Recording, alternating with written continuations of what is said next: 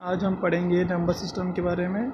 इससे पहले की वीडियो में हमने पढ़ा था कि इंटीजर्स नंबर क्या होते हैं, रैशनल नंबर्स क्या होते हैं, होल नंबर्स क्या होते हैं, नेचुरल नंबर्स क्या होते हैं। आज हम पढ़ेंगे कि नंबर सिस्टम के अंदर कौन कौन से नंबर्स इंक्लूड होते हैं। जैसे कि आप देख सकते हो, नंबर सिस्टम दो टाइप के होते हैं, एक रियल नंबर, एक इमेजिनरी नंबर।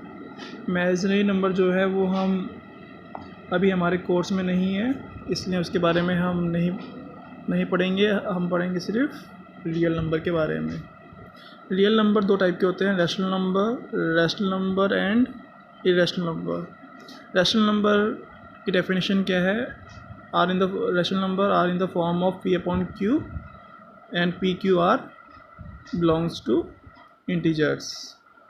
सो फ्रैक्शन हमें बताया कि फ्रैक्शन जो है वो न्यूमरेटर अपॉन डिनोमिनेटर की फॉर्म में होता है, एंड इंटीजर्स जो है वो भी हमारे एक रैशनल नंबर का ही फॉर्म है। फ्रैक्शन एंड इंटीजर्स दोनों हमारे एक रैशनल नंबर्स के ही फॉर्म है। सो इंटीजर्स नंबर क्या होता है? इंटीजर्स नंबर जो है नेगेटिव नंबर्स और होल नंबर्स को इंक्लूड करेंगे तो हम क्या आएगा, हमारा इंटीजर्स आएगा। एंड होल नंबर्स क्या होते हैं? नेचुरल नंबर और ज़ीरो को इंक्लूड करने पर क्या बनता है, हमारा होल नंबर्स। सो आप देख सकते हो कि नंबर सिस्टम इस चार्ट के अकॉर्डिंग नंबर सिस्टम में क्या क्या चीज़ें हमारी आती हैं। Natural numbers. आगे हम पढ़ेंगे इरेशनल नंबर क्या होता है। इरेशनल नंबर क्या होता है? डेफिनेशन क्या है इरेशनल नंबर की? An irrational numbers can not be written in the form of P upon Q where P Q are integers and Q is not equal to zero. यहाँ पर एक क्या बोला गया है कि इरेशनल नंबर जो है वो उसे पी अपॉन क्यू की फॉर्म में हम नहीं लिख सकते हैं, ठीक है। और दूसरा पॉइंट क्या लिखा हुआ है? Non recurring non terminating numbers also called irrational numbers. ये बहुत इंपॉर्टेंट पॉइंट है, नॉन रिकरिंग नॉन टर्मिनेटिंग, इसी को कहते हैं हम इरेशनल नंबर्स। अभी नॉन रिकरिंग क्या होता है? नॉन रिकरिंग मतलब नॉन रिपीटिंग, वो नंबर जो कभी रिपीट नहीं होता है। फॉर एग्ज़ाम्पल 1.35355, आप देख सकते हो 35 हुआ, फिर इसके बाद 355 हुआ, जो नंबर है वो रिपीट नहीं कर रहा है, तो इसे कहते हैं हम नॉन रिकरिंग। आया we can say non recurring और नॉन रिपीटिंग। नेक्स्ट टर्म क्या है? Non terminating. Non terminating means वो नंबर पॉइंट के बाद जो नंबर्स हमें गिवन है वो अगर वो इन्फिनाइट नंबर ऑफ टाइम्स है, मतलब वो उसका कोई स्टॉपेज नहीं है। सपोज़ 35 था, 355 हुआ, नेक्स्ट क्या होगा? 3 टाइम 5, इस तरह ये आगे चलता चले जाएगा, आगे ये बढ़ता चले जाएगा। इसी को कहते हैं हम नॉन टर्मिनेटिंग। टर्मिनेट मतलब कहीं एक पॉइंट पे आकर रुक जाना। नॉन टर्मिनेट क्या हुआ? कहते हैं अनस्टॉपेबल, कि वैल्यू जो है वो हमारी कहीं पर भी स्टॉप नहीं कर रही है। इसी को कहते हैं हम इरेशनल नंबर। कुछ एग्जांपल्स देखते हैं। पाई, √2, √3, √5, √7, √11, ये सब क्या है ये हमारे सब इरेशनल नंबर होते हैं, क्योंकि इन्हें हम पी अपॉन क्यू की फॉर्म में नहीं लिख सकते हैं। अब आपका क्वेश्चन दिमाग में आएगा कि सर √2/1 तो हम पी अपॉन क्यू की फॉर्म में है। हाँ बेटा, √2/1 पी अपॉन क्यू की फॉर्म में है, बट अब ध्यान सॉल्यूशन देखिए, जब उसको सॉल्व करेंगे तो आपका रिजल्ट क्या आएगा? √2 ही आएगा। और √2 क्या होता है? नॉन रिकरिंग नॉन टर्मिनेटिंग, क्योंकि √2 की वैल्यू होती है 1.4142 एंड सो ऑन, चलते चले जाता है, वो कभी रुकता भी नहीं है, और जो उसकी वैल्यूज़ हैं वो एक दूसरे को रिपीट भी नहीं करता है। इसलिए हम इसको डिवाइडेड बाय 1 भी करेंगे तब भी रिजल्ट क्या आएगा? हमारा √2 ही आएगा आंसर में। और √2 एक ऐसा नंबर है जो कभी रुकता नहीं है, रुकता नहीं है और रिपीट भी नहीं होता है आफ्टर डेसिमल। कोई भी ले लीजिए आप, √3/2 से भी डिवाइड करेंगे, अगर हम √3 को किसी और नंबर से भी डिवाइड करेंगे तब भी हमारा जो रिज़ल्ट आएगा वो हमारा non recurring and non terminating ही होगा। So now the next topic, operations on real number. इसमें हम देख सकते हैं कि इसमें हमें दो टाइप से क्वेश्चन बोला जा सकता है, सिंप्लीफाई एंड रैशनलाइज। पहले सिंप्लीफाई बताने से पहले मैं आपको बताना चाहता हूँ कि 2+√5 क्या होता है, रियल नंबर्स होते हैं, क्योंकि हम क्या पढ़ रहे हैं, ऑपरेशंस ऑन रियल नंबर्स। हम रियल नंबर्स के बारे में पढ़ रहे हैं, तो रियल नंबर ज़रूरी नहीं है √2√5 होता है। √2 में अगर हम कुछ ऐड करते हैं सपोज, या √5 में कुछ ऐड करते हैं या सब्ट्रैक्ट करते हैं, तब भी हमारा रिजल्ट जो आएगा वो रियल नंबर्स ही होता है। सपोज 2+√5, 2+√5, √5 एक इरेशनल नंबर है, उसमें हमने 2+ किया, तो रिजल्ट क्या आएगा हमारा, जो वैल्यू जो है हमारे, सपोज मान लो कि 2.3 समथिंग 3 4 समथिंग ऐसे कुछ हमारा √5 की वैल्यू आती है, जो कि इरेशनल नंबर है। उसमें अगर हम 2 ऐड करेंगे तो 4 पॉइंट समथिंग कुछ हो जाएगा। तो 4 के बाद भी जो डेसिमल नंबर्स के बाद जो वैल्यूज़ हैं वो non terminating and non recurring है, तो ये भी हमारा क्या होगा, एक इरेशनल नंबर ही होगा। तो आप इरेशनल नंबर में अगर कोई भी इरेशनल नंबर से अगर आप कोई भी वैल्यू को ऐड करें या सब्ट्रैक्ट करें या मल्टीप्लाई करें, इवन कुछ केसेस में डिवाइड भी एप्लीकेबल है, तो हमारा रिजल्ट क्या आएगा, ऑलवेज रियल नंबर्स ही आता है। सो अब हम करते हैं simplify question part A. So suppose हमारे पास दो रियल नंबर्स हैं, एक 2+√5 एंड दूसरा second is 3-√5। Both are real numbers, दोनों रियल नंबर्स हैं। अब इनको सॉल्व करते हैं। 3 को मल्टीप्लाई करेंगे 2 से, इस ब्रैकेट को हम इससे मल्टीप्लाई करते हैं, तो 3 को 2 से मल्टीप्लाई करेंगे क्या आएगा, 6। दोनों को आगे प्लस का साइन है तो प्लस साइन आगे आएगा, जो कि हम लिखते नहीं हैं फर्स्ट डिजिट के आगे। 3 मल्टीप्लाई बाय √5, 3 उसको लिखेंगे हम 3√5। नाउ 3 का हमारा ख़त्म हो गया। अब नेक्स्ट हम -√5 से करेंगे। -√5 multiply by 2 is equal to -2√5 and -5 multiply by -√5 multiply by √5 is equal to -√5 का स्क्वायर। यहाँ माइनस साइन है, इसमें माइनस साइन है,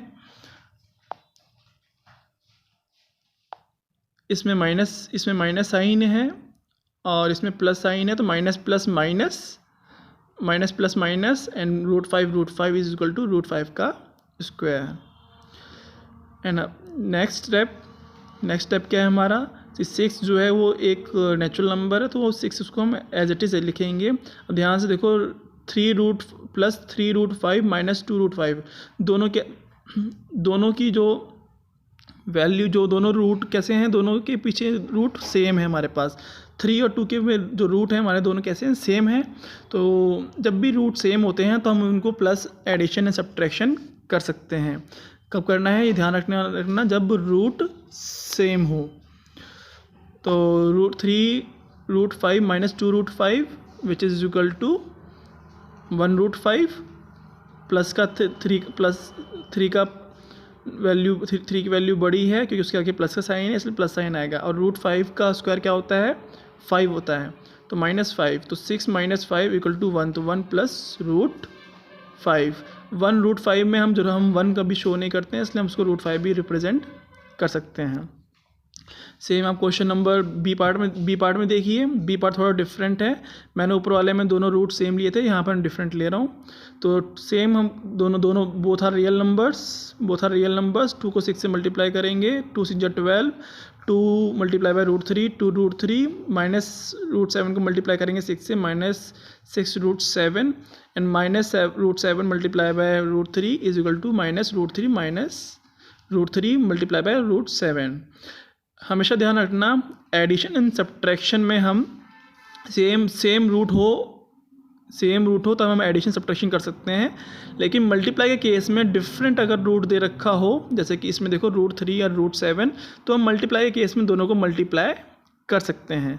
तो 3 7 = 21, तो -21 आ गया, -221 एंड बाकी जो है एज इट इज़ आएगा, क्योंकि हम +2√3 एंड -6√7 को हम एडिशन एंड सब्ट्रैक्शन नहीं कर सकते हैं, क्योंकि दोनों के रूट डिफरेंट हैं।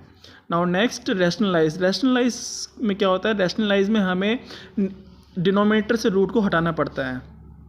न्यूमरेटर में रूट हम शो कर सकते हैं, लेकिन डिनोमिनेटर रूट शो नहीं होना चाहिए। सो नाउ नेक्स्ट, जैसे कि 1/√5, अब √5 को हम कैसे हटाएंगे डिनोमिनेटर से, सेम मल्टीप्लाई कर दो मल्टीप्लाई करो √5/√5 से, ठीक है। तो नीचे जो है 1, अब मल्टीप्लाई हमें पता है रैशनल नंबर मल्टीप्लाई सामने सामने होता है, तो 1 multiply by √5 is equal to √5, और डिनोमिनेटर में क्या है √5 एंड √5 को मल्टीप्लाई करेंगे तो क्या आएगा 5 आएगा। एक्चुअली यहाँ पे गलत लिखा हुआ है, ये क्या होगा आपका, ये होगा हमारा 5/5, ओके। इसको करेक्शन कर लेना। नाउ बी पार्ट में देखो, बी पार्ट क्या है, सेम अगर रूट को हमें नीचे से हटाना है तो हम, अगर यहाँ पर कोई वैल्यू दे रखी है √7 माइनस √6, तो उसको मल्टीप्लाई करेंगे हम न्यूमरेटर में, नंबर सेम होंगे लेकिन जो साइन होगा वो डिफरेंट होगा। तो देख सकते हो आप इसमें कि मैंने √7 प्लस √6 से मल्टीप्लाई किया है ऊपर, और डिवाइड भी उसी से किया है। अब हम रैशनलाइज करेंगे उसे, तो 1 मल्टीप्लाई बाय √7 प्लस √6 सेम आएगा हमारा, और नीचे क्या आएगा, हमने फॉर्मूला पढ़ा था a minus B a plus B which is equal to a² minus b²। देखो यहाँ से इस वाले में वही हमारा फॉर्मूला लगेगा, √7 a है, √6 b है, तो a minus B and a plus B is equal to क्या होता है हमारा होता है a² माइनस b², और √7 का स्क्वायर क्या होता है 7, √6 का स्क्वायर 6, तो 7 माइनस 6 1। तो देखो आपका रिजल्ट क्या आया, √7 plus √6। Next part √2 plus √3, same हम इसको भी ऐसे करेंगे। अब यहाँ पर हमने जैसे कि कुछ सी पार्ट में जो है हमारा बी पार्ट और सिंप्लीफाई का ये वाला पार्ट, दोनों का मिक्स क्वेश्चन है। अब इन दोनों को ऐड करके पार्ट सी बनाया गया है। तो आप देख सकते हैं कि √6 माइनस √5 का हमने सेम रैशनलाइज करने के लिए उसके साइन चेंज करके मल्टीप्लाई डिवाइड किया है न्यूमरेटर में। तो आप देख सकते हो ये हमारा सिंप्लीफाई का क्वेश्चन था, हमने उसको जो सॉल्व किया इस तरीके से। तो हमारा √12 मिला हमें, √18 एंड √10 एंड √15। √12 को हम लिख सकते हैं 2√3, क्यों, क्योंकि 12 को लिख सकते हैं हम 4 मल्टीप्लाई बाय 3, एंड 4 हमें पता है 2 का स्क्वायर होता है, तो ये हमारा स्क्वायर रूट है, इसलिए यहाँ पर 2 बाहर आ जाएगा और √3 अंदर ही रहेगा, क्योंकि 3 एक अकेले सिंगल डिजिट है। सेम 18 में क्या है हमारा 18 को हम 9 मल्टीप्लाई बाय 2 लिख सकते हैं, और 9 जो है 3 का स्क्वायर होता है, 3 मल्टीप्लाई बाय 2, तो 2 बार 3 है, तो यहाँ पर स्क्वायर रूट में हमारा 3 वैल्यू बाहर आ जाएगी, क्या होगा 3√2। सेम √10 रहेगा, क्योंकि इसमें कोई भी हमारे पास स्क्वायर रूट इसका हमारे पास स्क्वायर नहीं है। √15 भी एज इट इज़ रहेगा। सो ये हमारा सॉल्यूशन है इसका। Now next part, loss of exponent for real numbers. इसमें हम देखते हैं डिफरेंट लॉस हम पढ़ेंगे एक्सपोनेंट के। फर्स्ट लॉ कहता है कि अगर a की पावर m प्लस a की पावर n, सॉरी यहाँ प्लस नहीं होगा, यहाँ मल्टीप्लाई होगा, यहाँ पर क्या होगा मल्टीप्लाई होगा, यहाँ पर a की power m multiply by a की power n is equal to a की power m plus n। Actually यहाँ पर मैं आपको बताना चाहता हूँ ए को जो ए लिखा है उसको कहते हैं हम बेस, और m और n की पोजीशन जो है वो उसको कहते हैं हम एक्सपोनेंट। तो फॉर एग्जांपल लेते हैं, सपोज 3 की पावर 2 है मल्टीप्लाई बाय 3 की पावर 3 है, दोनों का बेस सेम है, क्योंकि मैंने आपको अभी बताया सिर्फ ए की पोजीशन का नाम को हम कहते हैं बेस, और जो m और n की पोजीशन उसको बोलते हैं हम एक्सपोनेंट। तो आप देख सकते हैं बेस दोनों के सेम है 3, दोनों की बेस सेम है 3, लेकिन एक्सपोनेंट क्या है, इसका एक्सपोनेंट है 3 की पावर 2, इसका एक्सपोनेंट है 3 की पावर 3। सो अब क्या होगा, जब बेस सेम हो तो हम उसकी पावर्स को ऐड कर सकते हैं अकॉर्डिंग टू फर्स्ट लॉ। तो 2 + 3 = 5, तो 3 की पावर 5। सेम नेक्स्ट क्या एक्सपोनेंट का लॉ, कि अगर बेस सेम है, अगर एक बेस है उसकी पावर कुछ दे रखी है, सेम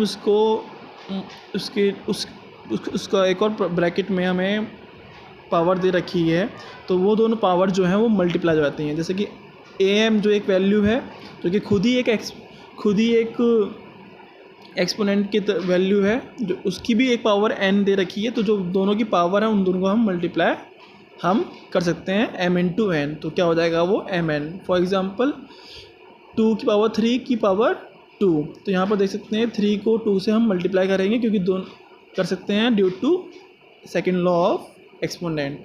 तो आंसर क्या आएगा 2 की पावर 6। थर्ड लॉ में कहते हैं, थर्ड लॉ में है हमारा कि अगर a की पावर m डिवाइड कर रहा है a की पावर n से, तो उसको हम डायरेक्टली लिख सकते हैं a की पावर m माइनस n। ठीक है, क्योंकि जब भी कोई एक्सपोनेंट के नीचे वैल्यू होती है, पावर में अगर कोई वैल्यू नीचे होती है, वो ऊपर जाकर क्या किस में जाती है, पावर जो उसकी माइनस में जाती है। तो am dot multiply by a की पावर माइनस n, तो हमें पता है कि दोनों का बेस सेम है, तो a की power m plus minus n हो जाएगा। और प्लस माइनस n क्या होता है आपका a की power m minus n। Last law कहता है कि अगर बेस डिफरेंट है लेकिन हमारा एक्सपोनेंट सेम है, तो हम उन दोनों के बेस को मल्टीप्लाई करके हम सॉल्व कर सकते हैं। जैसे कि इसमें देखिए, एक एग्जांपल देखिए, 2 की पावर 3 मल्टीप्लाई बाय 3 की power 3। So due to this law हम लिख सकते हैं 2 मल्टीप्लाई बाय 3 की पावर 3, तो 2 3 जा 6 की power 3। So both are same. अगर आप 2 की पावर 3 मल्टीप्लाई बाय 3 की पावर 3 सॉल्व करते हैं तो उसका भी रिज़ल्ट जो होगा वही रिज़ल्ट 6 की पावर 3 का भी होगा। सो आज के लिए इतना ही। Thank you. Have a nice day.